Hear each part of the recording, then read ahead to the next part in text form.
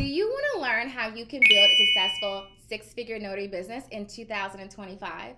Well, I've been a notary for 10 years, and I'm going to give you my 10-step guide that you need in order to be successful in 2025.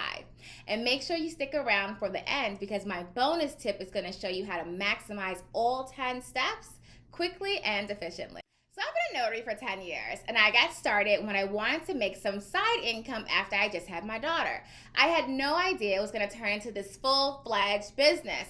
I actually was able to quit my full-time job and make my notary business full-time in just under 2 years.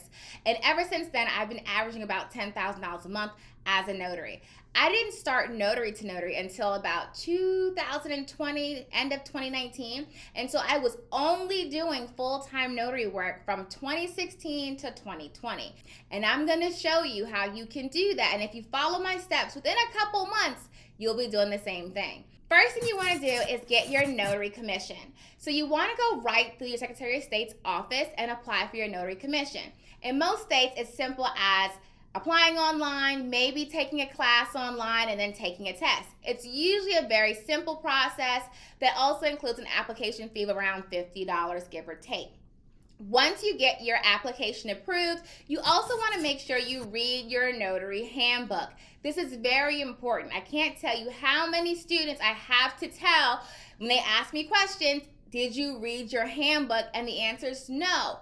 When you're operating as a notary, this is a legal profession, which means you can be sued and you're actually providing legal services. So you want to make sure you know what you're empowered to do by law. Also, what you're not allowed to do, but we'll talk about that at a later time. Second thing you want to do is you want to decide if you're going to actually set up a business, such as an LLC, or if you're going to run underneath yourself as a sole prop. Now, I tell everyone that it's highly recommended you do an LLC. LLCs have so many more protections than a sole proprietorship, but if you want to start off as a sole prop first and then LLC later, you can absolutely do that.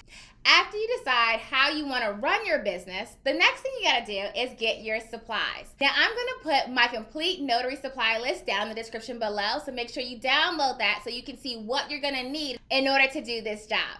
So every notary, of course, is going to need a notary stamp, notary journal, pens, but there are other things that notaries use in order to complete those services, whether that's a dual tray laser jet printer for loan signing agents, or maybe you're getting into the non-notary work field and you're doing fingerprinting and you need to get a fingerprinting kit. I'm going to give you my complete list in the description below so you can make sure that you get the supplies that you need to be successful. Number 4, after your commission and your business is set up and you have your supplies, you do want to get some training. Now, of course, I highly recommend my training. It's available at notarytonotary.com, and you want to take the ultimate notary training. That's going to give you everything you need to know, regardless of what state you're in, to get started in general notary work, loan closing, and e-notary. It also has a bonus course for tax and financial management if this is your first business and you've never had to take care of things like profit and loss or expenses or deductions when it comes to filing taxes. You want to make sure that you take your time through that course. Training is super important, and the reason why I'm going to stay here for a moment is because I got my commission in 2014. However, I didn't quit my full-time job until 2016. And you're probably like, well, of course, Vanessa, it took time for you to get into the business and learn and do all the things. Nope. It took that long because I didn't take training. I didn't read books. I didn't have YouTube. Well, I didn't use it anyway. And I did everything on my own. Might sound pretty cool and independent, but it actually was pretty stupid because it took me 2 years to get the results that my students are getting in several months. And so what you want to do is shorten that learning curve. It's no point of, like my mom says, hitting your head on short doors when you can have someone who knows exactly what issues you're going to have and they can steer you clear of them. Step number 5 is you want to go ahead and decide what services is your business going to offer. So in the notary space, we have 4 tiers. It's going to be general notary work, loan closing, e-notary, and non-notary work. Now, really quick synopsis, general notary work is work that you get from your community, people around you, whether that's wills, titles, POAs, apartment agreement letters, whatever that is. General notary work. Loan closings are real estate transactions, and that's the most popular one you see on social media, okay? Then you have e-notary, which is notarizations done online. Now, these notarizations are either loan closings or general notary work, however, they're done digitally. And the last section is going to be non-notary work. These are things that notaries typically do, but you don't have to be a notary to do them. So that's gonna be wedding officiant, maybe it's fingerprinting, inspections, apostilles, but you wanna decide what services do you wanna offer. Now, stop right here. You're not gonna offer all of the services all at once. And you're probably like, well, why not? Because it's gonna take time for you to learn that tier, master the service, figure out the client base and how you're going to market to them, and then grow that part of it. You don't want to try to catch 10 rabbits at the same time, because then you'll catch none. Remember, we're building for the long term. This is not a sprint, this is a marathon. So yes, it's going to take time to build up general notary work with just attorney clients. This is not going to be done in one day. It takes time, but once you build it, it will sustain you for the long term.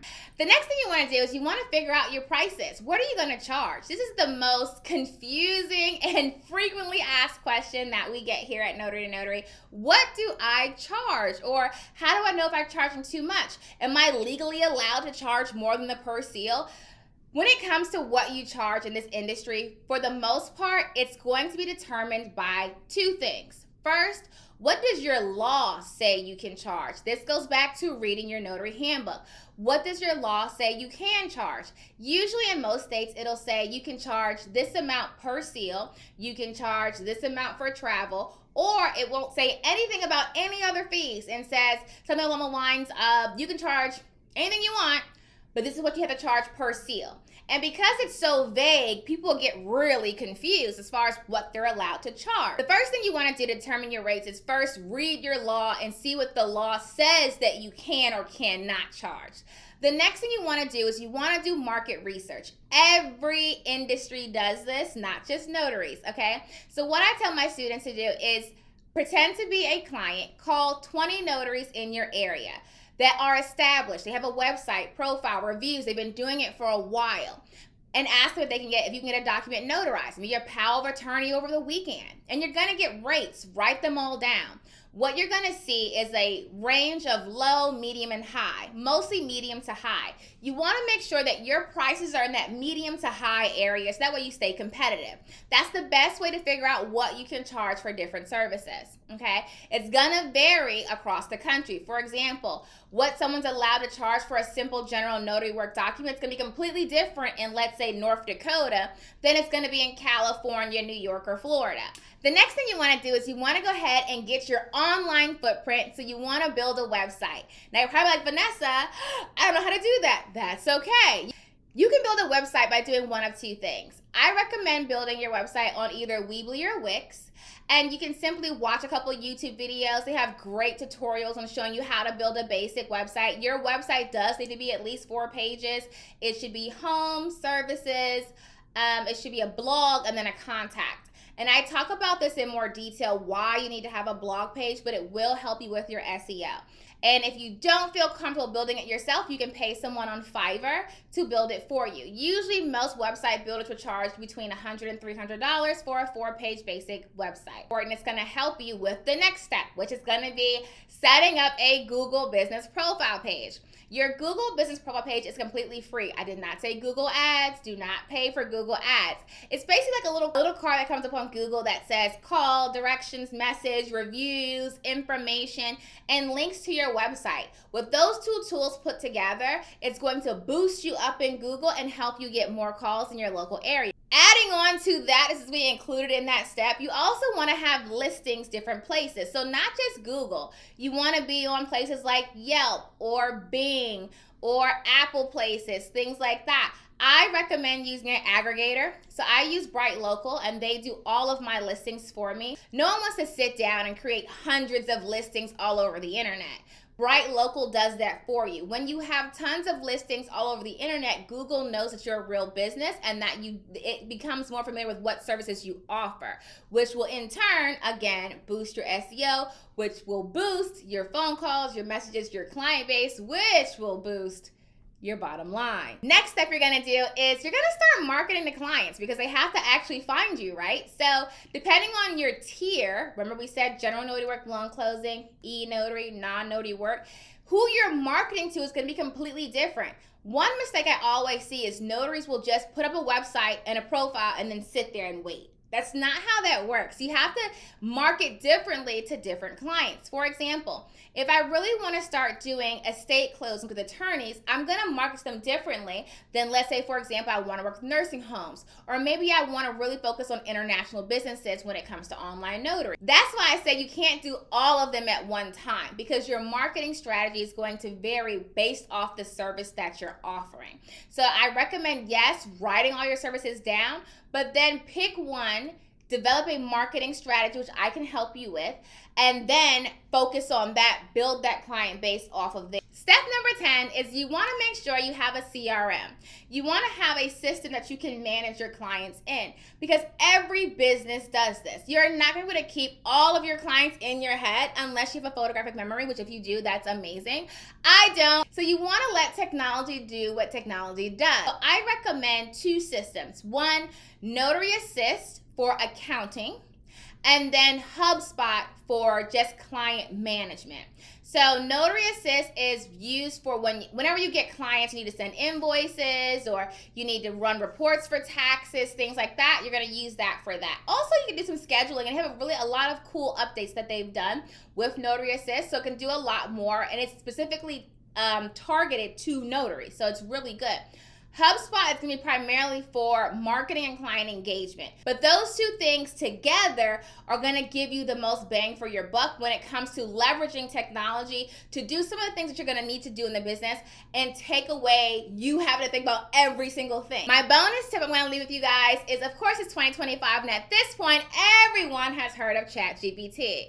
Now, ChatGPT is the most popular AI tool right now that's out, but there are thousands that come out all the time.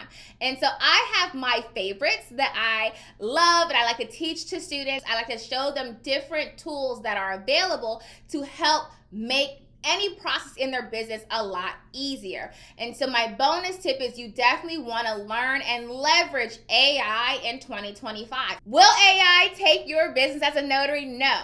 But the notary using AI will. And I use this as a prime example. If I can research, find clients, create marketing, build landing pages, master SEO, make phone calls, send emails with a click of a button in 5 minutes for each task versus someone manually doing each thing, I'm going to be able to reach way more clients than you do.